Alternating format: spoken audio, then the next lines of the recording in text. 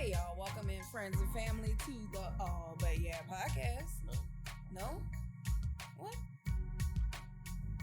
that's not how I want to do the intro. I got you. I got it. Oh my god.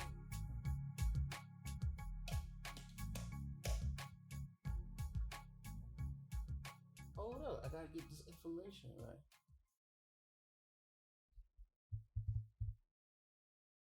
It doesn't say the time. Or does it?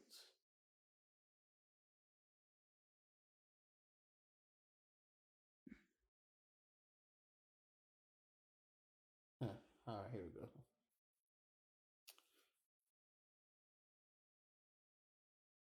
What's up, y'all? This is Retro, and this is a special edition of All But Yeah.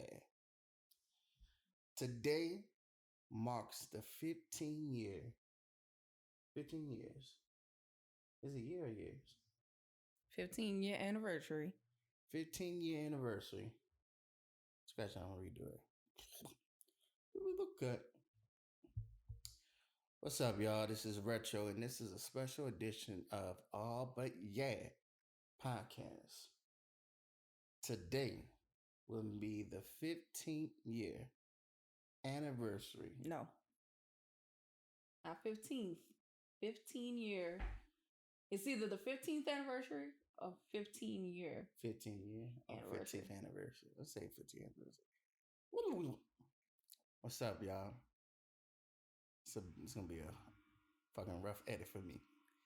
What's up, y'all? This is your boy Retro, and this is a special edition of All But Yeah. Today marks the 15th anniversary of Hurricane Katrina. Now, some people know about Katrina. If you don't know, you must be living under a rock. Or you But- just may be young. Or that too. Some of y'all Empire Katrina babies. But Katrina made landfall Monday, August 29th, 2005, 6:10 a.m. as a Category 3 hurricane named Barris, Louisiana. Now, Barris, Louisiana is from my neck of the woods. You mean landfall in Barris? Yeah, that's where it first hit. Yeah. It made landfall in Barris, Louisiana. Okay. So, I don't know why I assumed it was Grand Isle. nope. Okay. Straight where I'm from. And tore that ass up. That would explain all the damage down there. Exactly. So, 15 years ago, I was at Northwestern State University. I was in my dorm room student lobby area where it was a co-ed, so you could sit there and watch TV and everything. And I remember watching that storm blowing up in the Gulf, heading towards my hometown, thinking, oh my God, that's it. Everything is going to be gone. I was a freshman. Everybody was like, I had people from New Orleans looking at the news, like, oh man, New Orleans going to get it, da da da da. And I'm like, man, I'm south of y'all, and we're going to get it just as bad, maybe even worse. And my mother, she was talking about riding it out at the hospital she was working at the time, her and my little sister. Me and my older sister, we both was going to Northwestern at the time. So we was in Natchitoches, Louisiana, which is northern Louisiana. And I remember telling my mom, saying, Mama, I don't know where you're gonna go, but you can't stay down there. She had a friend in North Carolina, and they went out there, they was fine. Everybody evacuated, everybody was good. Luckily, I didn't lose any loved ones or anything. But I just remember that after that storm, my hometown has yet to ever been the same, and probably never be the same after this storm hit down there. Where you was at, Creole? I was just started my senior year of high school. Actually, we had only been in school a week at the time. And, you know, looking at the hurricane, at first it was just like, oh, this is going to be another one. We just going to hunker down in the house. You know, people making a big deal about it because we were never that family that evacuated. So we would always just really hunker down in the house and that would be it. But come I just remember come Sunday morning, my mom and I were looking at the newspaper. She was sitting on the bed and she had the newspaper out, and we were looking at the newspaper, and at that point it had grew to a Cat 5. And I just remember the two of us looking at the newspaper and talking and realizing we both had a gut feeling that this one was going to be different.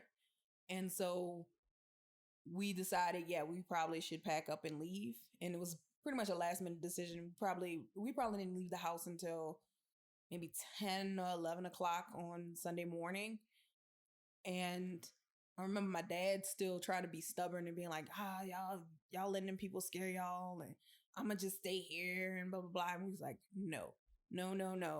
Well, at that point, aunts and uncles and stuff, they had evacuated Saturday night, and they were calling to see what we were gonna do. And my mom was like, yeah, me and the girls, we get in the car. Menard's being stubborn, talking about he's gonna leave. And so eventually by that point, all of the women in the family started calling his cell phone and started cursing him out and telling him, you need to get your ass out of there. Why you being stubborn? Just get your ass in the car, whatever like that. And eventually my mom had to threaten him and say, look, whether you stay here or not, I'm taking the girls and we are going. And he finally just like, fine, we're going. So we finally like piled up in the van, picked up my aunt from the east because she was living in an apartment by herself. And we drove out to Georgia by my other aunt. So we picked up one of my mom's sisters, and we drove out to her youngest sister's house out in Georgia. And so we got there about 3-ish in the morning. And we're talking about a trip that normally takes about 7 to 8 hours, and I think it ended up being almost like 13. Because I just remember the bumper to bumper traffic heading east on the Twin Span, going through Mississippi and things like that. And was that when they first introduced contraflow? Well, this wasn't when it first introduced contraflow, but it was still pretty new. Right. And it still was bumper to bumper traffic with a lot of people trying to get out, because I think a lot of people were the same way, where they waited until Sunday to evacuate, especially since we had a storm before that, maybe a couple weeks, and you had a lot of people who evacuated. So this time around, like, oh, I'm not leaving because I spent all that money for it to do nothing. Right. And they truly believe that's how a lot of people got caught up still being here, was because, we had that storm. It didn't really do anything. And a lot of people was like, I wasted money on a hotel and gas and this long trip, and I'm not about to waste all my money on this for Katrina. And it ended up actually being something. I mean, luckily it was still a 3, but it still ended up doing a lot of damage once the levees broke. And I just remember being at my aunt's boyfriend's house in Georgia, because they were just hosting us and trying to keep our mind off of things. And I just remember being at his house, and we had just finished watching a movie, eating dinner and things like that, clowning and joking. And we decided, let's turn on the news and see what happened, because that morning, of course, it was like, oh, the storm came and went. And okay, cool. Well, let's check out and see what's happening. Well, sometime in between when we watched it earlier and that night, the levees had broke. And so I just remember turning on the news and seeing all the flooding and seeing everything just completely under. And it just was like, oh my God, does this mean everything is gone? Because I know they're showing there has to be parts of the city that's not that bad. And granted, there was a few, but I mean, pretty much the whole city was under. Mm-hmm. And the home where we are recording this podcast is the home we lived in pre-Katrina. We've been in this same house since I was 4. I'm 31 going on 32 now. And our house, when we came back, our neighborhood had 12 feet of water. So we talking water all the way up to the ceiling. And the water sat for 2 weeks. And so everything was gone. Could not return back for my senior year. So we had to enroll in school in Georgia, which of course I was not happy about, because that meant not doing prom with friends and not doing homecoming and not doing your traditions. You're not doing all the traditions I had waited and looked forward to because I was a senior at St. Mary's Academy. I come from a legacy family. So grandmother went to St. Mary's Academy. Mom and aunts went to St. Mary's Academy. And my sister and I went to St. Mary's Academy. So growing up, I heard about being able to do, my debutante ball and prom and, all the different traditions. And, senior year, you look forward to it. Yeah, we're going to do it big. We're going to go out with a bang. This is my last year in the band. So we're going to wild out during Mardi Gras and things like that. And all of that was gone. It was over. It was over and done with. Like, it was not going to happen. I was not going to have my last season of March. I didn't get to do my debutante ball. So out of the 5 of us, I'm the only one who didn't get to do a debutante ball. I don't have that. I don't have pictures dancing with my dad and things like that. So, I mean, and it did take me a while to get over it. It really did. Because I did miss out on a lot of things. And I'm going to be honest, it was pretty hard watching my sister get to enjoy all of that 3 years later. Like, I honestly did have some jealousy over it. Because I just remember talking about it with my mom and her talking about doing it with, waltzing with my grandfather and, all the things like that. And my sister got to share and all of those memories with my mom and I didn't. Yeah, but at least your school is back in effect. Mine is an elementary school now. So there's no way I could have my, a class reunion. Or anything. Yeah. Like, a tradition of things. I want you to go down there. You're going to be a Oiler, Yeah, shout out to Boothville, Venice, you heard me. And it is kind of a blessing. I mean, St. Mary's is still around. Yeah, like you said, it sucks that you won't be able to be like, oh, my child gets to be an Oiler just like me. I do get that part. Yeah, but, it's all, it comes with the territory. Now, while you was talking, I was thinking, you know what? Because you was talking about how people talk about wasting their money on evacuating everything. I think that Southeast and Southwestern Louisiana, I think that there should be a tax that we pay. So there's a certain percent. It ain't gotta be much, but it should go into this pot for when storms like that come. That we have money reserved for us, because that's what FEMA's supposed to be for. Help us get aid for like I know, and we're gonna talk about Hurricane Laura, but people had to evacuate, so they put them in hotel rooms and everything. But I feel like there should be, since we live in this region, I feel like it should be our responsibility to have, like I say, it don't have to be much because it's not every year you have to evacuate.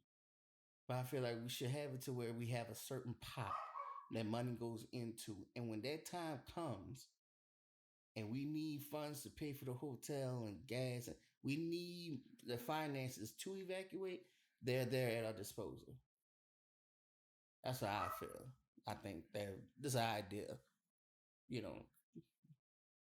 No, I agree because evacuating is not cheap. No, it's not. It's not.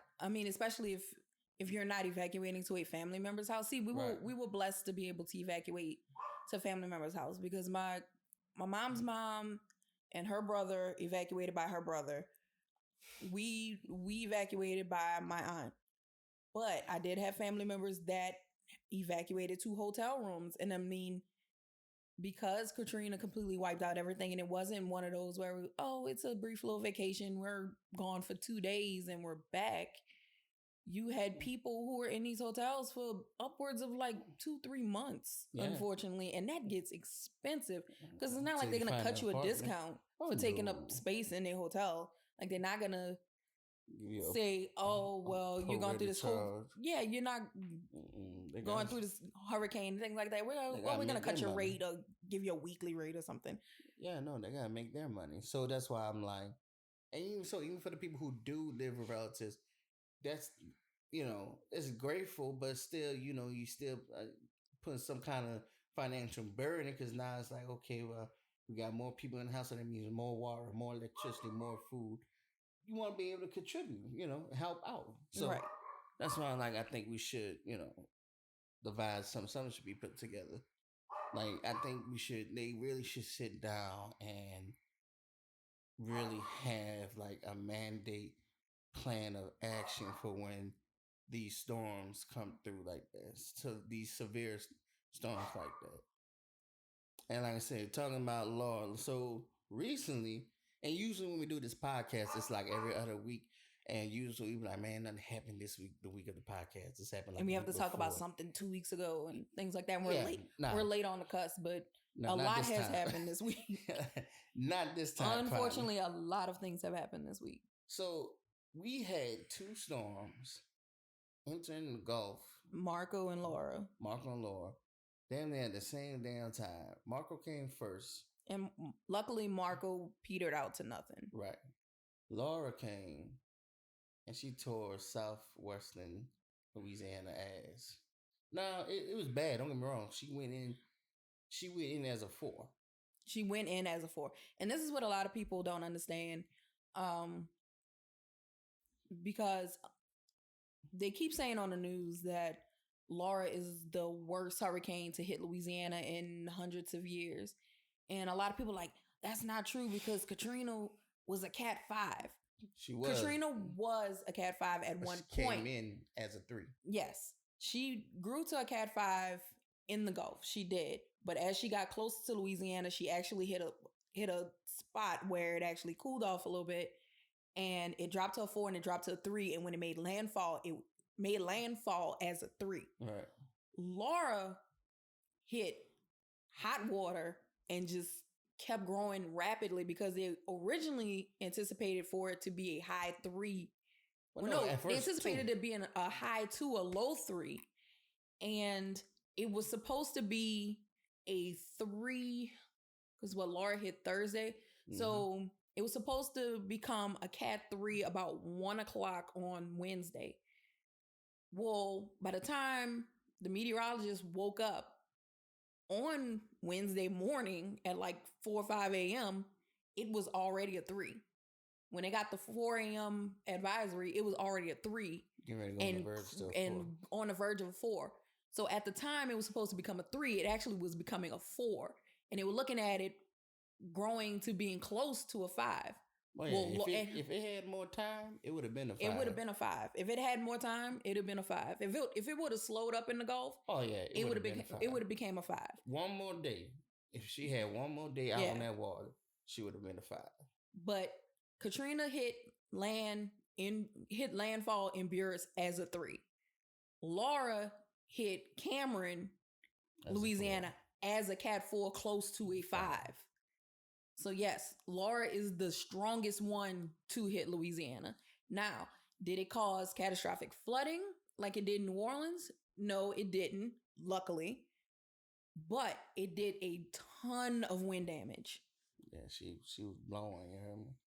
I mean, walls were knocked out of hotel rooms. I mean, there is a high-rise building in Lake Charles that, like, almost all of the windows on one side are completely blown out. A lot of was blowing like a $2 hole. And then it's not the main transmission tower, but one of the transmission towers at the local news station there, KPLC, it actually snapped at the top and crashed through the roof of the news station and actually crashed through the studio where the anchors and the reporters and the meteorologists would have been reporting the storm.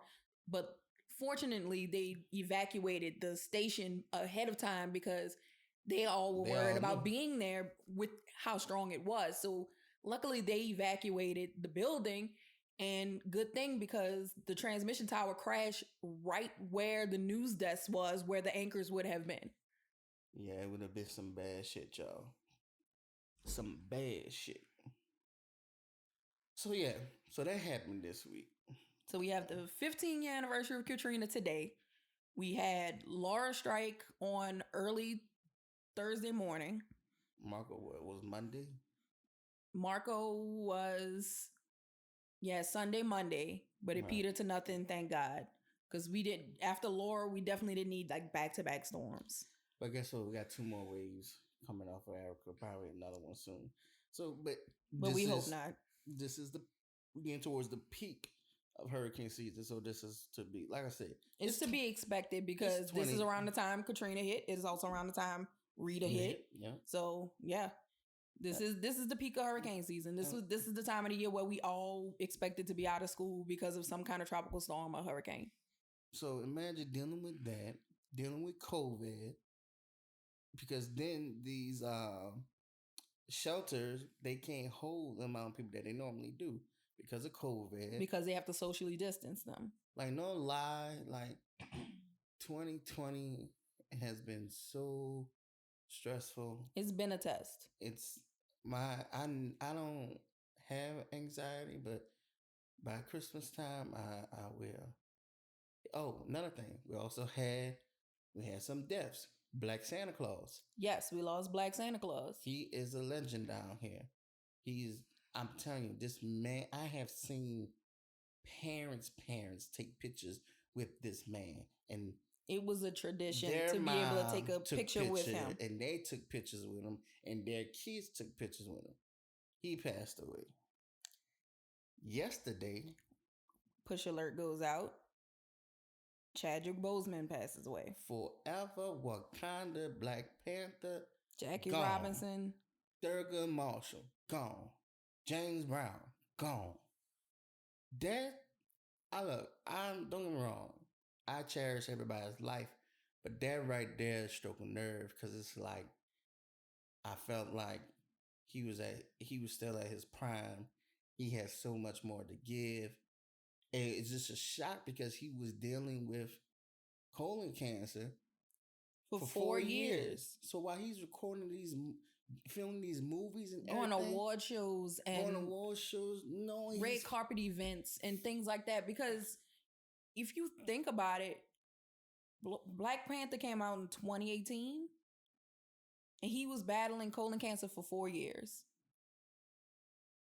So he's sitting up there at these award shows and red carpet events and promoting Black Panther and Endgame and Infinity War and Thurgood Marshall and all of these movies while he's dealing with his own personal illness.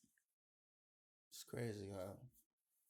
It is crazy. But that just goes to show you that death doesn't care about your race, your color, your celebrity status, your bank account. When it comes knocking on your door, that's it, baby.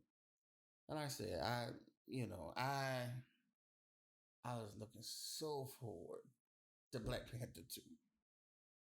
And it's like, I don't know what they're gonna do, but whatever they decide to do, I support it only if, as I was telling Creole, as long as they don't sit here and get another actor and let him take the name T'Challa in the Black Panther film. He could be T'Challa's cousin or whatever, but Chadwick Boseman will always be T'Challa to me, and will always be the original Black Panther to me, and that's all there is to it.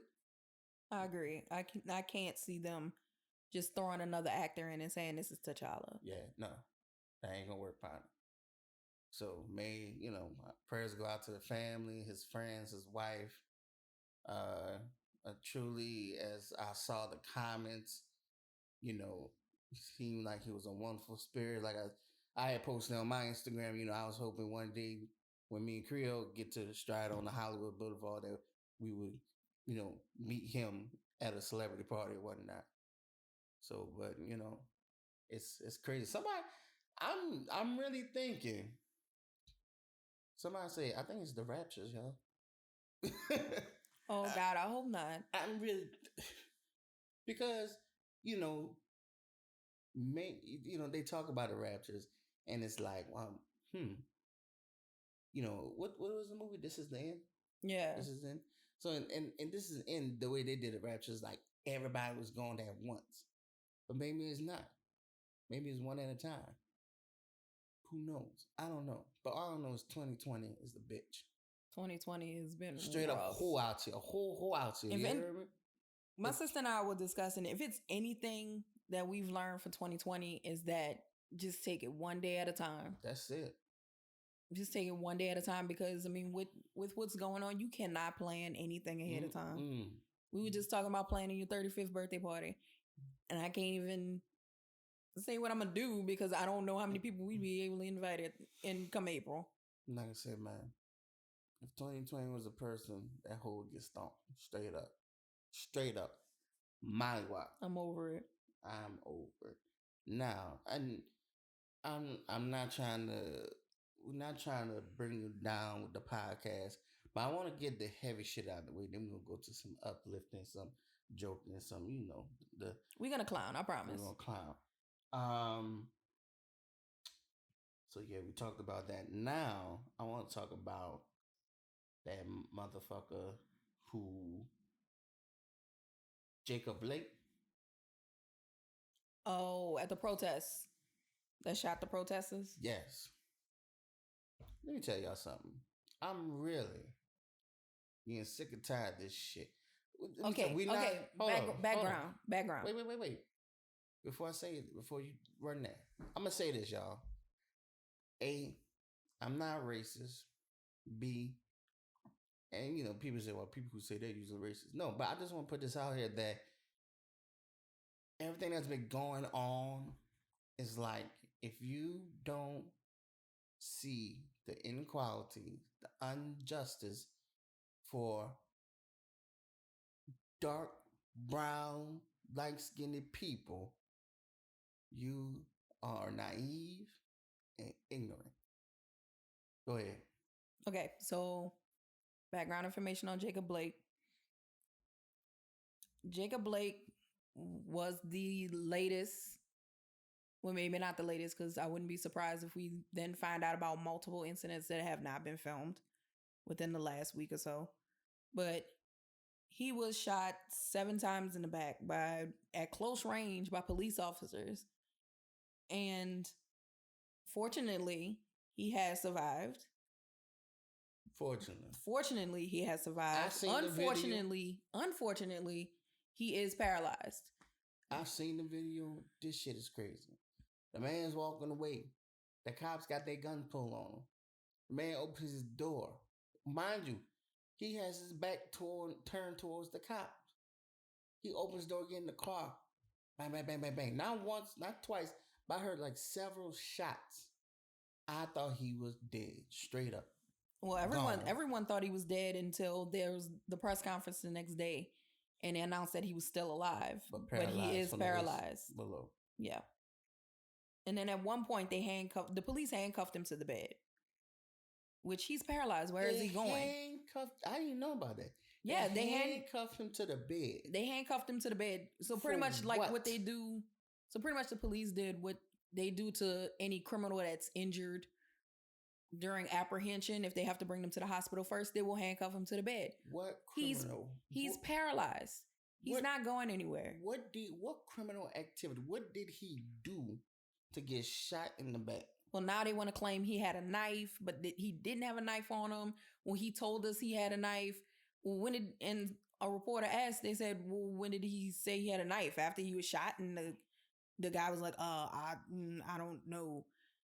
They're trying to find a reason to justify this. There's no reason for you to justify a man who's walking away with his back turned and you shoot him in the back. And we already know walking away. Why are you following the man? And we already know the police chief is he's gonna try to help, because on the flip side, during the protest because of the shooting, this 17-year-old boy, which we are not going to give his name because we're not going to publicize him and give him any shine.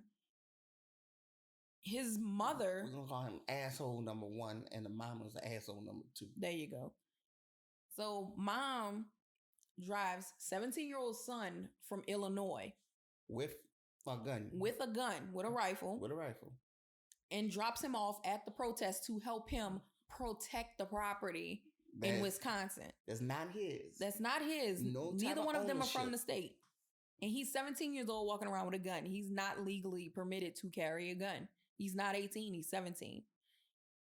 He is out at the protest, dapping off the police and all these things like that, walking around with his rifle just hanging around his neck.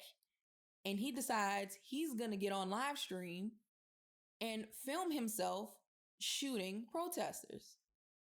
So he shoots one protester while live streaming, shoots and kills that person. Another guy chases him down because while the gunshots are going off, the police are not doing anything.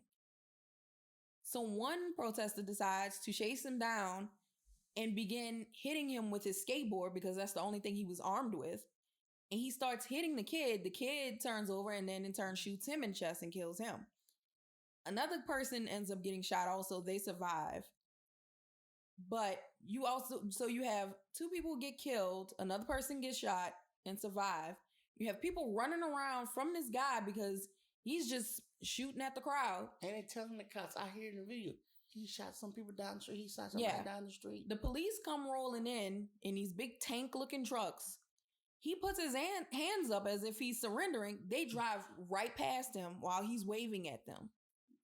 No. He didn't get arrested until hours later because a bunch of people posted the video of him shooting people and walking around and the cops ignoring him and all that stuff like that after the fact.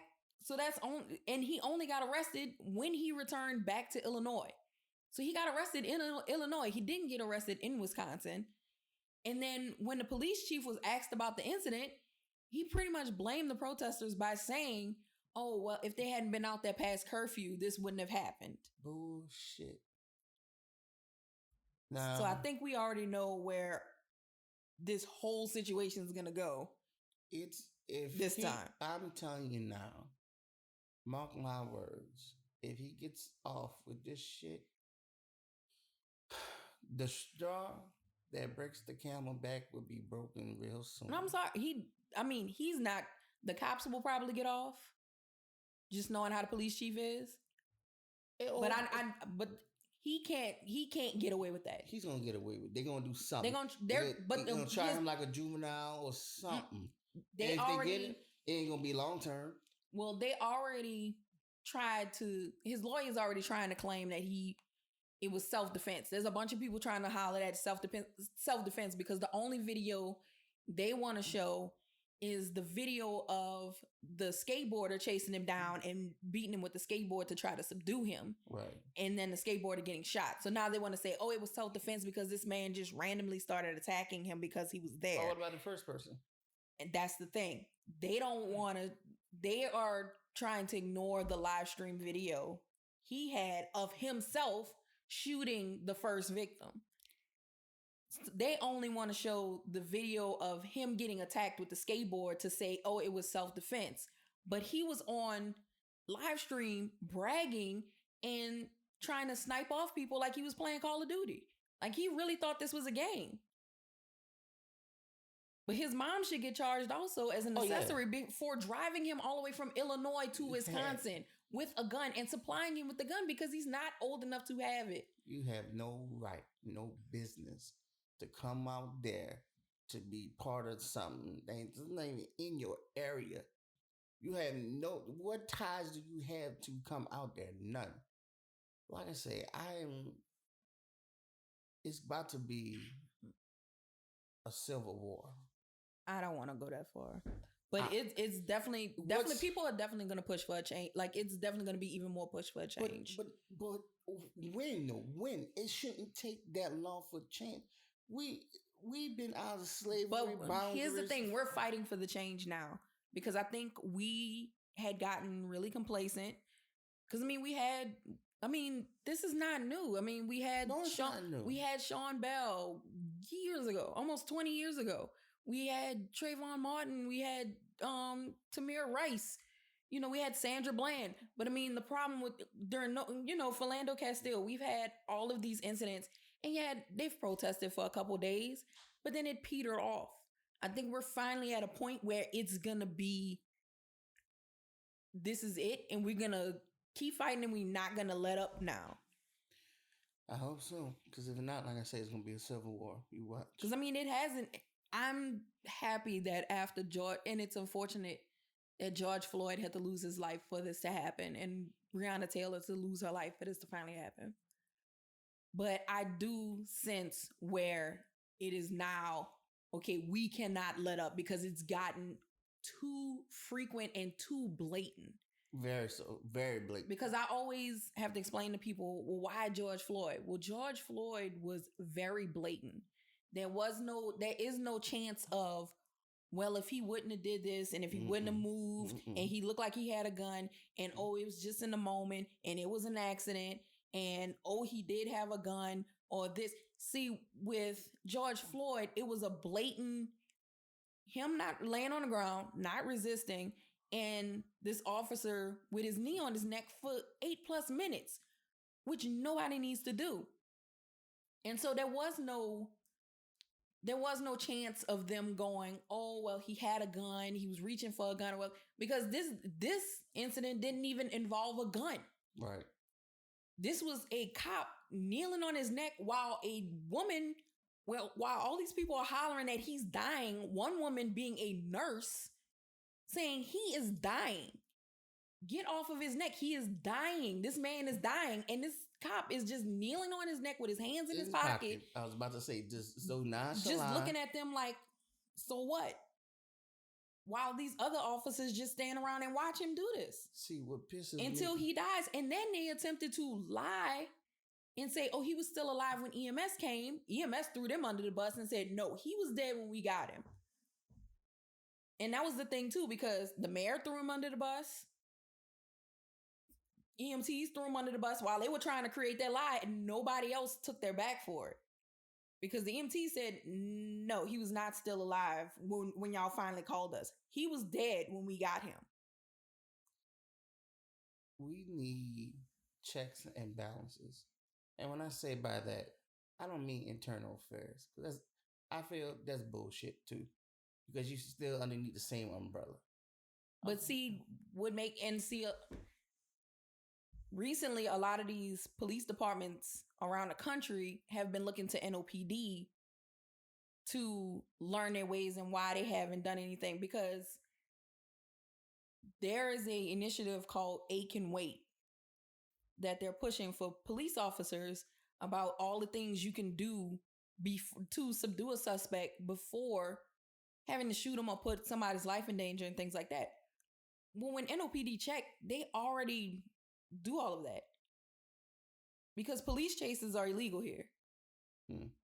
Which is one thing that they were talking about. Police chases are illegal here. Because there's been too many deaths, too many innocent deaths due to police chases. I mean, just about a year ago, they fired a bunch of officers because they pursued these two suspects in a stolen vehicle, 2 teenagers in a stolen vehicle. The teenagers lost control of the vehicle, crashed into a hair salon that also had apartments upstairs. The hair salon catches fire. The whole thing goes up and it doesn't burn to the ground, but I mean, it's completely destroyed. Right. One woman who was in there getting her hair done, she dies. The 2 teenagers died. And you have all these people who are without a home, and this poor woman who owned a hair salon for years has lost her business. Please. What you was chasing them for, though? It was a stolen vehicle. Just let them go. And catch them another time. Right. But they got fired because they had already gotten rid of police chases and several other things. And so a lot of police departments and law enforcement have been looking to NOPD to take their advice on how to handle crowd control for protests, because our protests were peaceful and didn't have any issues. But I mean, hello, they handle crowds much larger than any protest in the country. Mardi Gras every year. So, so we don't really have that problem with NOPD. I forgot where I was going with this. Talking about, so I was saying how they need checks and balance. Oh, so one thing, so like he was saying, internal affair. Yeah. Because internal affair is police officers investigating police officers. Exactly. But what NOPD has, they have internal affairs for like small things. But they also have an independent police monitor. So it's a whole nother entity where they turn in their body cams. Sorry. I thought I had to sneeze. I'm sorry. But they have an independent police monitor who's separate from NOPD. So whenever there is a officer involved shooting, which we've had a couple of them, and a lot of them, they have been justified because we've had a couple suicide by cop incidents and things like that, because the rule here with NOPD is the body cam video gets released within a week of the incident, and they released it to all news media, and it gets played on the news media. And so, yeah, we've had several suicide by cop incidents. We've had incidents that were very justified, where the guy just comes out the door, comes out the car, buzzing at the officer, and things like that. But we have an independent police monitor. So they are separate from internal affairs. So it's not cops investigating cops. It's a separate entity of people who review body cam video and go, okay, yeah, you were justified, here, release the video, or no, you weren't justified, here, release the video. Well, see, I'm down with that. I can, that's a step. I'm willing to take that step, but I do believe the stuff needs to be reformed. I do believe that. Oh, absolutely. And NOPD had to be reformed. I believe that a lot of these cops are given too much power and goes to their head and think just because you wear that badge that you can talk to me any kind of way, you could treat me any kind of way, you could do. I mean, I heard it many times in movies. This is a badge that lets me do whatever I want. No. I am your employer. I pay your wages. That's God honest truth. How else you get paid? You get paid through me. I'm not paying you to sit here and harass and to abuse and mistreat me and my fellow people because you feel some kind of way. No, I believe, like I said, a mass reform needs to happen. Oh, yeah. They need to, these cops, and I know there's good cops and there's bad cops, and I'm sorry that the good had to suffer for bad. But it's time to weed out the bad. We need to weed out the bad, and we need to break them down, and we need to make them humble and understand that when you put on this uniform, this is not for you.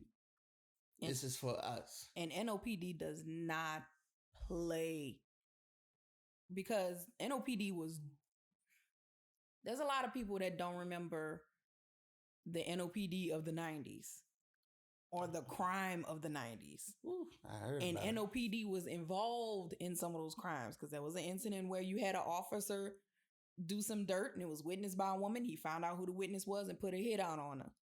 You had police officers who was protecting drugs for drug dealers. You had one female cop shoot and kill her own partner. NOPD was very dirty in the 90s. And then we had got a police chief that then started to reform NOPD. And of course, all of the ones that was doing their dirt, they were mad and talking smack about them and things like that. But they all got weeded out, because they all ended up either in jail or they got mad because they couldn't do what they wanted to do and they got kicked out. And even now, for a while you had some that was doing dirt and was getting mad that they were getting kicked out. But they don't play. Because even recently there was a officer who had been on the force, I guess, 15-ish years. Mm-hmm. And they dismissed him after he got arrested for domestic violence. Yeah, like completely unrelated to his job, but they like, no, because they have a rule where they will fire you for actions unbecoming of an officer, as they call it.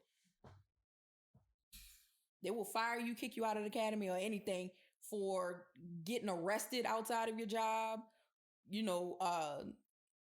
They started kicking people out for falsifying timesheets. They don't play at NOPD anymore because they had a bad reputation. And so it's living proof that you can reform. You can reform law enforcement. You can. You just have to have a police chief or a sheriff that's willing to do it. Who's going to push that agenda. Yeah. And make it happen. Not talking about being shot at and everything. Who shot you? Says Megan Thee Stallion. Finally, you guys, after what, damn near a month? Month plus, yeah. Megan Thee Stallion, a.k.a. Della Reese, a.k.a. Shot My Pinky Toe, finally came out and said, which we already knew, but she actually verified that a.k.a. Quarantine Radio, Tory Lanez, has shot her. or shot at her. However you want to put it.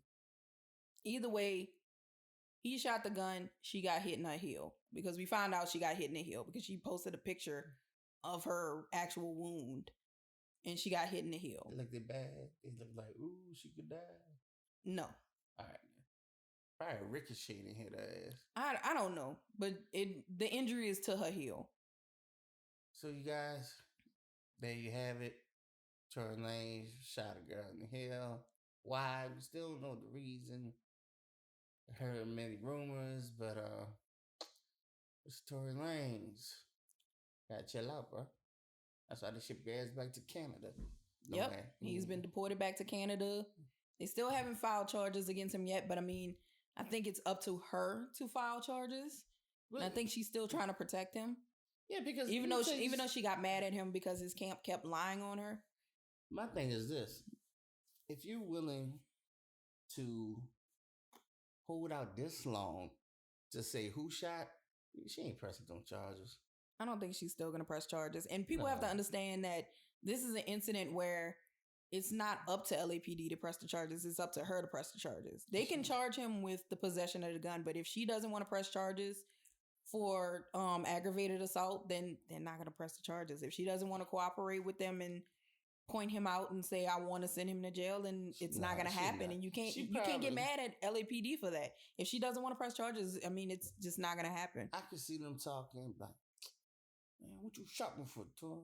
Man, you know, I was tripping, man. I'm sorry. I didn't mean that, baby. You know, you pissed me off, man. I ain't gonna press charges on you, but you wrong for that shit. But everybody's dropping them from their songs. All females. There's a couple guys. Don't ask me their names because I don't know some of them. But they ain't nobody special. Yeah, but JoJo dropped him. JoJo dropped him off a song she had with him. Danny Lee dropped him off a song she had with him.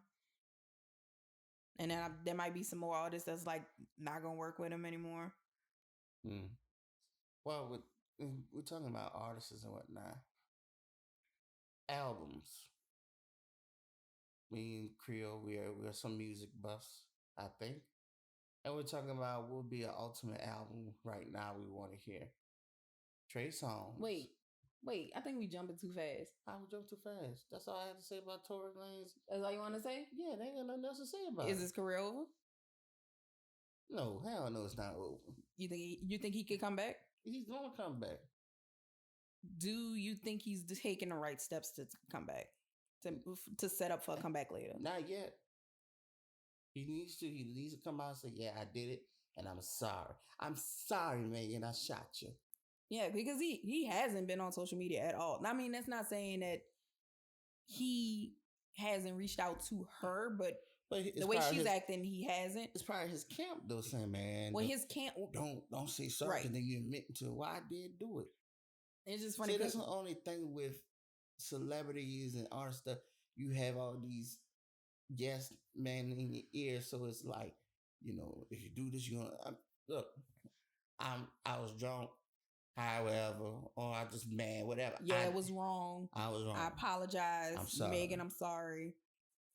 He's and take responsibility. That's just what he hasn't. That's the problem. He hasn't come out and said it. He's been very quiet. He's been letting his camp run their mouth. Right. And things like that. And like you say, his camp is probably giving him terrible advice. Of course. Man, you a G. You ain't gotta apologize and everything like that. And see, they want to see more twerk videos. What was funny is people kept tying it to the Chris Brown Rihanna incident, and I explained this on an earlier podcast. The difference is Chris owned up to his shit, right? Immediately.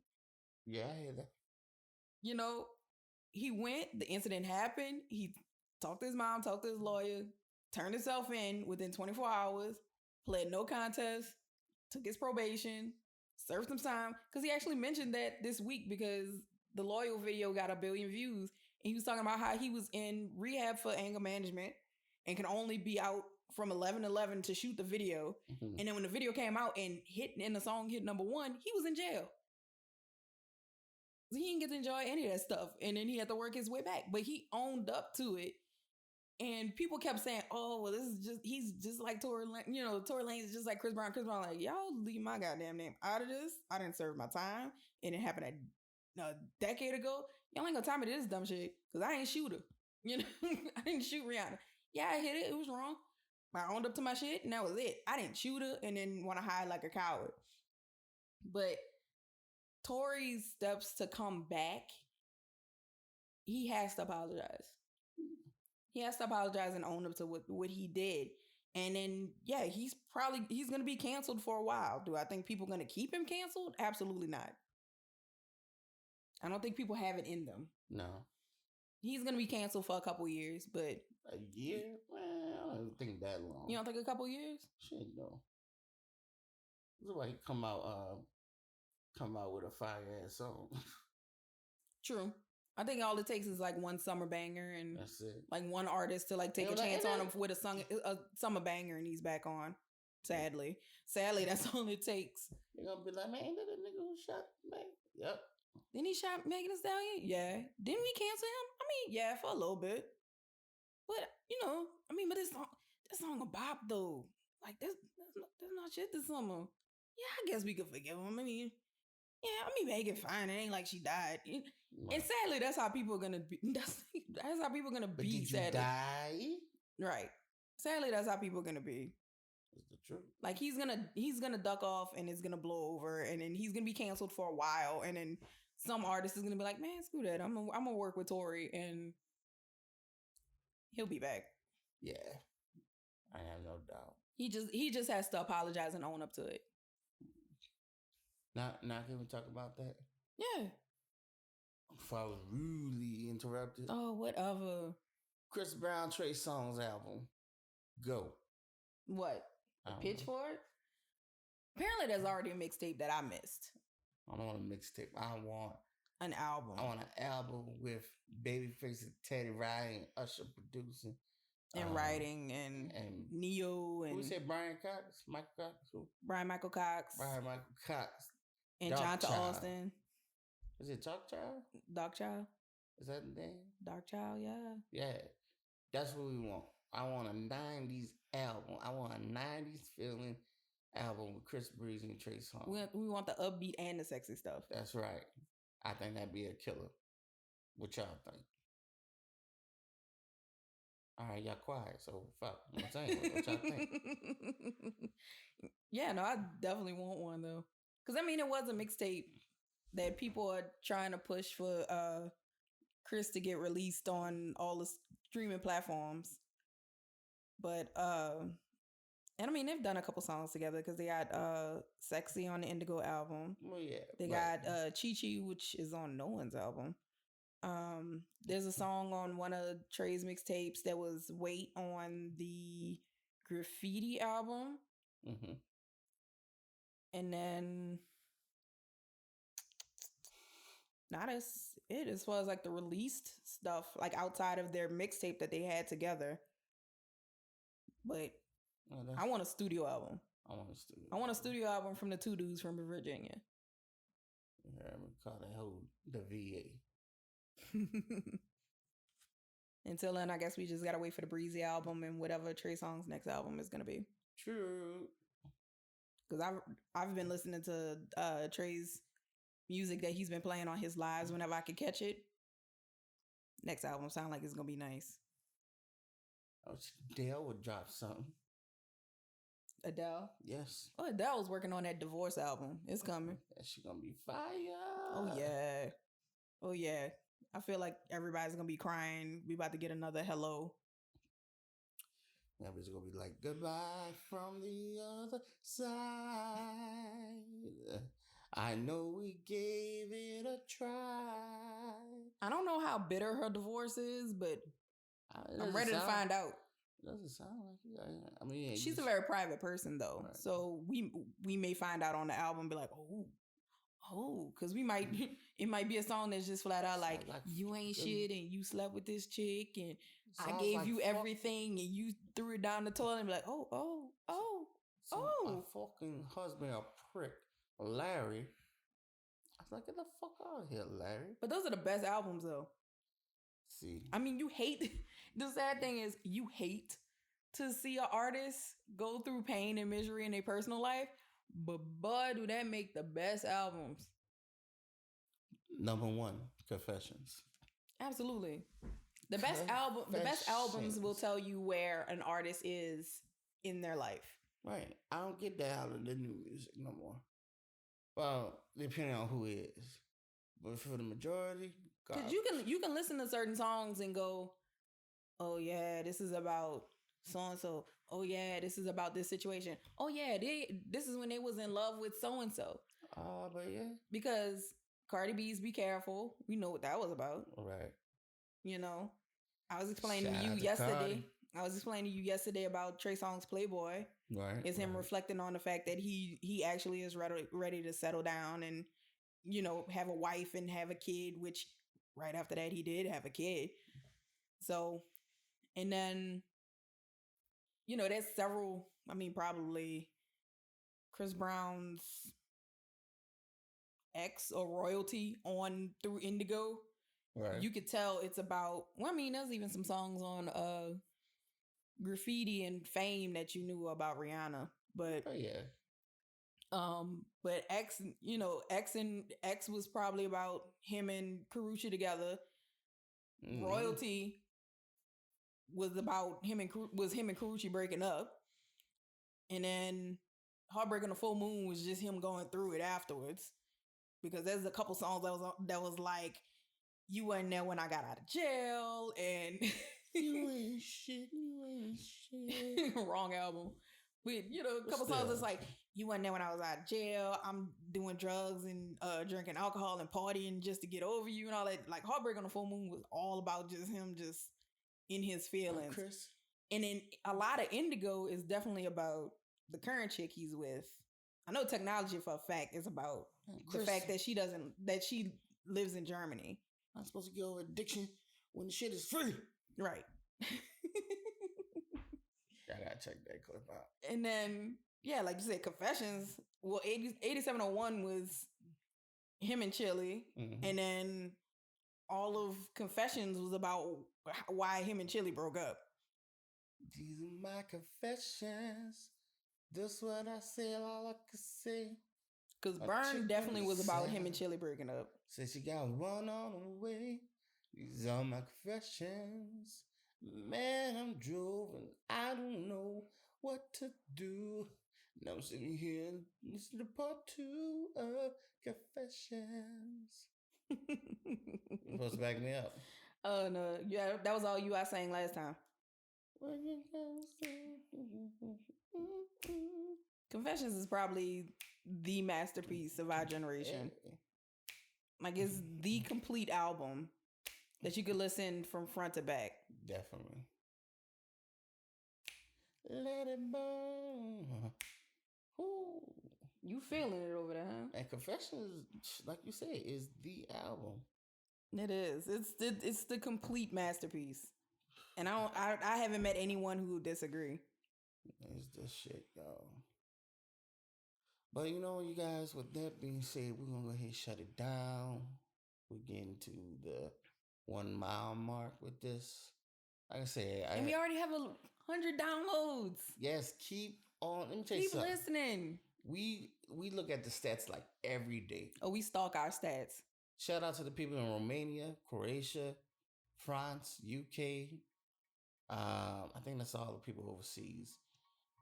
Shout out to the people in Texas, New Jersey, Missouri. New Mexico, I think was one. Or was it Arizona? Arizona, Florida, Georgia, Texas, Mississippi. I don't think they had anybody in Alabama. And of course, Louisiana. And of course, the home base, the LA.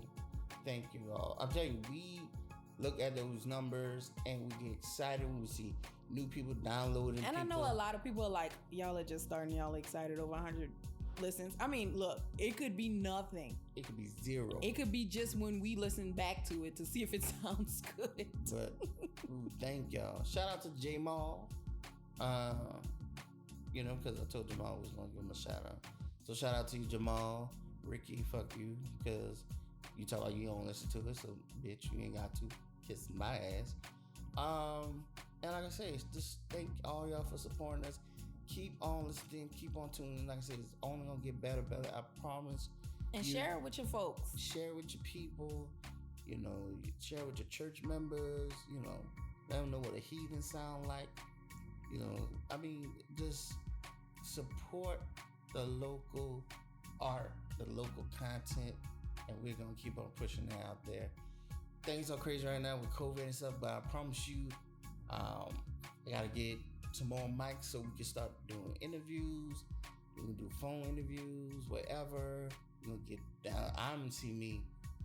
Creole don't want to use her little connection, but I'm pulling in. I'm pulling wherever. I'm gonna use my connections. You're gonna see. I'm gonna get everybody. I'm gonna get some real people up in here to talk about some, you know, just. We don't want to promise y'all anything. That's the only thing with my connections. I don't want to promise anything. I'm not promising you nothing, but when they come, when I say I'm going to deliver, I'm gonna let you know. And it's gonna be a surprise when we start bringing guests. We're not gonna announce who it's gonna be. Just know they're gonna be here. Just stay tuned. Listen to it. So, we love you guys. We appreciate you guys. Thank y'all. Everyone who's been listening so far, even though it may be just family, but we love and appreciate you guys. Please, please, please share. Yes, because sharing is caring. And if you care like you share, everything is easy peasy. My people, I love you all. Y'all stay safe, mask up. Keep your head up. Let's get through 2020. Let's get through this COVID. Let's do what we need to do because, you know, I'm ready. I'm ready to hit the streets. Me and Creole, we didn't talk about it this time, but we are on our weight loss kick, and we're trying to get to a certain level out here. But we trying to do the damn thing, and COVID is a pain, but it's helping us kind of stick to it, you know. So with that being said, you know what? I think that's how we're gonna close it, because I remember doing this for you.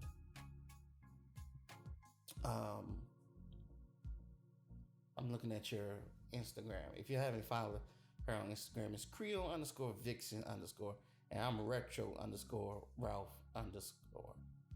But I just want to let you guys know that we are a part of this world, and we all are part of this journey called life. And when I say life, I mean it as an acronym, which stands for love is for everyone. So everyone understand that life, the life we live, this journey that we're going through, that in it, love is for everyone. That means you, them. Let's chill out with the hatred. Let's do what's right. Let's do what needs to be done in order to better ourselves and to order to feel that love that everyone deserves. So with that being said, I am Retro. And I am Creole. And this been all but yeah. Y'all take care. Peace.